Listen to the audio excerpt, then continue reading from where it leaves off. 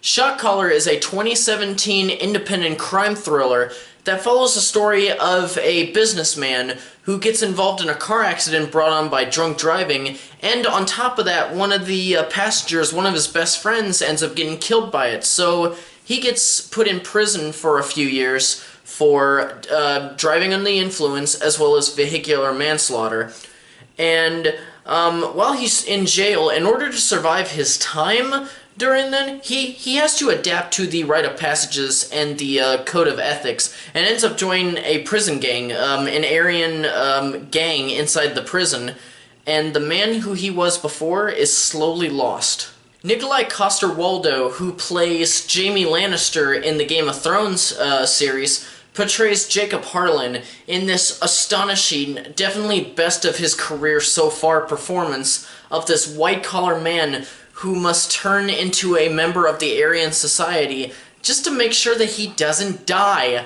And you really see a difference between the two versions of Jacob, the earlier version and then the later version of Jacob, which is nicknamed Money because his character was a stockbroker and the guys in the prison start calling him Money.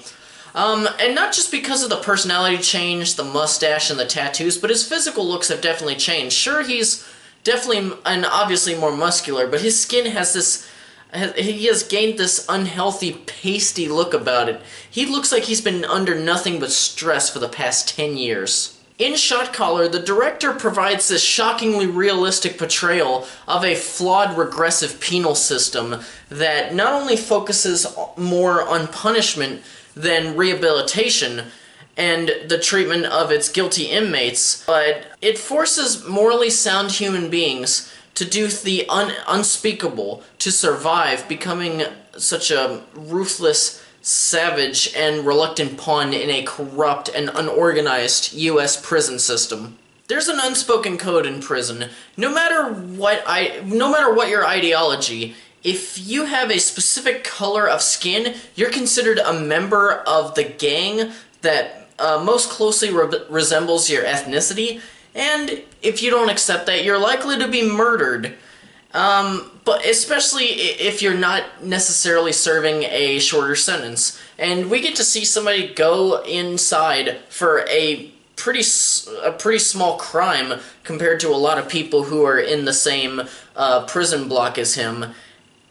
And we end up seeing them become a hardened criminal simply because of lack of choice. The film also makes you ask just a lot of questions about how we treat inmates in our country, and I really love that. Sadly, if you're familiar with crime thrillers that give insight into what happens in penitentiaries, you will see a fair bit that does feel a little too familiar. And there were quite a few times where the lingo used in prisons and by criminals aren't exactly explained. Now, I was already familiar with a fair bit of the lingo, but I did recognize that it didn't really dive into the actual meanings, and that make it hard for casual movie viewers to actually understand. And if they are actually able to understand it, it won't be until at least over halfway through the movie.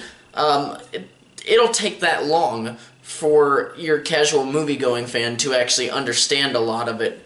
And also, this story is told in mostly a non-linear way, which it mainly focused on the period after incarceration, with everything in prison and anything before being shown as sort of flashbacks. And while I did enjoy it, and it wasn't necessarily a detriment to the film, I did finish the movie wishing that everything was shown in a more linear fashion. And you know what? Actually, if they ever decided to retell the story, I think that it could be a pretty good show on Netflix. Just, you know, linear. Now, I hadn't originally heard of this movie, and I watched it because it was recommended to me by a coworker, and I'm honestly really glad that he told me about it because I really did enjoy this movie, and I'm going to give it 4 reels. Well, that'll do it for me today. Please subscribe if you haven't already for more reviews and content, and as always, thank you so much for watching, and farewell until the next video.